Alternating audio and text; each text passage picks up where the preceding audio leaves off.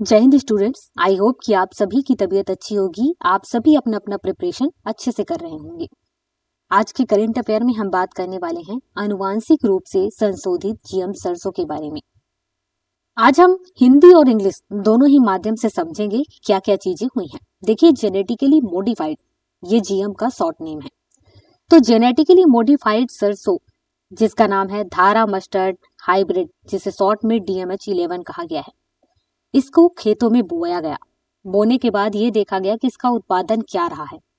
तो जो पहले सरसों उगाया जाता था उसको देखा गया, और जो DMH11 को बोया गया तो देखा गया कि इसका उत्पादन ज्यादा है। तो इसी वजह से इस पर ध्यान दिया गया और ये चर्चा में भी है। इंग्लिश में भी बात कर लेते हैं। जेनेटिकली मॉडिफाइड सरसों धारा mustard hybrid DMH11 was tested in the field and found to be more productive। इसके अलावा DMH11 मधुमक्खियों की प्रकृति परागण नेचुरल पॉलिनेशन को नकारात्मक रूप से प्रभावित नहीं करती है। DMH11 does not negatively affect the natural pollination of बीज। यहाँ पर यह कहा गया है कि जो मधुमक्खियां हैं जनरली फूलों के साथ पर परागण तो करती ही हैं, नेचुरल पॉलिनेशन। अब क्या होता है कि जिन पौधों के साथ, जिनके जीन्स के साथ कुछ हस्तक्षेप किया गया होता है, छेड़छाड़ किया गया होता है, नए पौधे बनाए गए होते हैं, बीज बनाए गए होते हैं, तो उनके तरफ ये कम अट्रैक्ट होते हैं, वहां पर परागण नहीं होता है। अगर ऐसा नहीं होगा तो जाहिर सी बात है फिर उसमें फल फूल कैसे लगेंगे। जब DMH11 को बोया गया, इसका उत्पादन किया गया, तो यहाँ पर यह देखा गया कि इस पर जो मधुमक्खियां हैं वो उसी तरीके से अट्रैक्ट हो रही हैं जो देसी सरसों हैं। तो इसलिए ये किसानों के लिए भी इंपॉर्टेंट हो सकता है, ये देखा गया। अब बात करते हैं जीएम फसल के बारे में कि ये क्या होता है। इसमें क्या होता है कि जेनेटिक इंजीनियरिंग के जरिए किसी भी जीव या पौधे की जीन को अन्य पौधे में डालकर एक नई फसल प्रजाति विकसित की जाती है।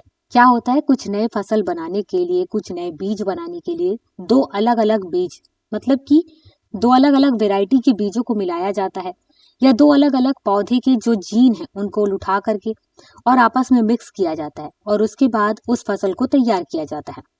ये इसलिए किया जाता है ताकि उनमें कुछ रोग नहीं हो, या फिर उनमें कोई बांझपन टाइप का है वो खत्म हो जाए।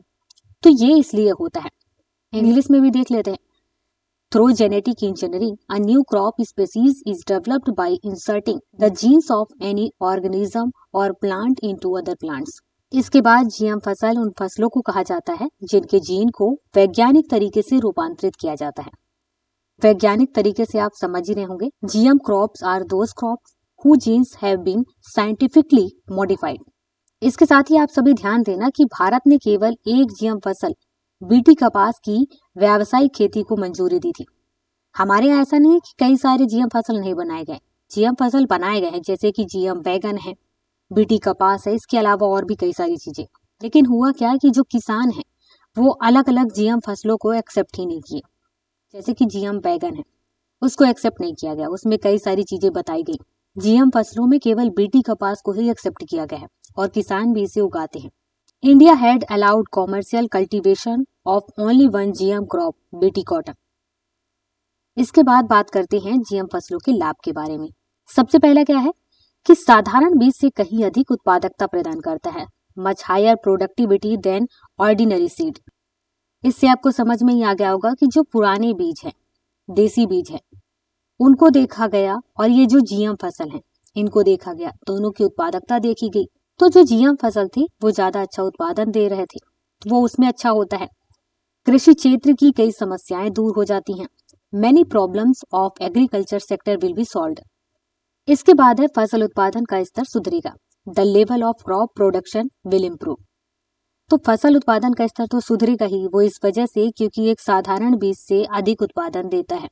अब इसका स्तर जो उत्पादन का है वो भी सुधर जाता है कि जितने बीज बोए जाते हैं उसमें ज्यादा चांस होते हैं कि लगभग सभी बीज उगेंगे ही। इसके बाद है सूखा रोधी और बाढ़ रोधी होने के साथ कीट प्रतिरोधी।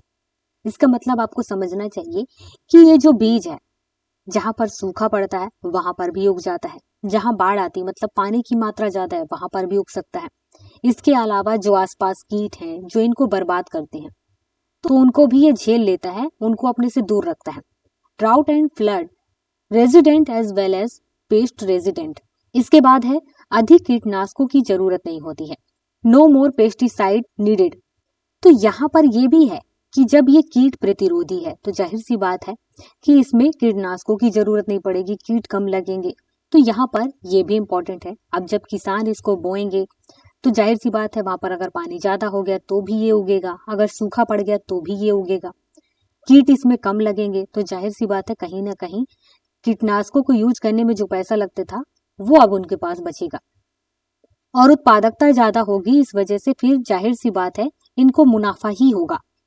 अब इसके बाद बात कर लेते हैं कुछ चीजों को लेकर के जो काफी इंपॉर्टेंट है। DMH11 धारा सरसों हाइब्रिड के बारे में। देखिए जो DMH11 है भारतीय सरसों की किस्म वरुण और पूर्वी यूरोपीय अर्ली हीरा 2 सरसों के बीच संस्करण का परिणाम है। DMH11 is the result of cross between the Indian mustard variety Varun and the East European early Heera 2 mustard. मतलब ये है कि यहाँ पर दो किस्में ली गई हैं सरसों की, एक वरुण जो कि भारतीय किस्म है और दूसरा है पूर्वी यूरोपीय किस्म अर्ली हीरा 2। इन दोनों के बीच इनमें से कुछ जीन उठाए गए हैं जो अच्छे जीन हैं और उन दोनों के मध्य संकरण कराया गया है। इसके बाद DMH11 ने राष्ट्रीय जांच की तुलना में लगभग 28% और क्षेत्रीय जांचों की तुलना में 37% अधिक उपज प्रदर्शित की है। इसके उपयोग को GEAC द्वारा अनुमोदित किया जा चुका है। यहाँ पर GEAC का फुल फॉर्म है जेनेटिक इंजीनियरिंग अप्राइजल कमिटी।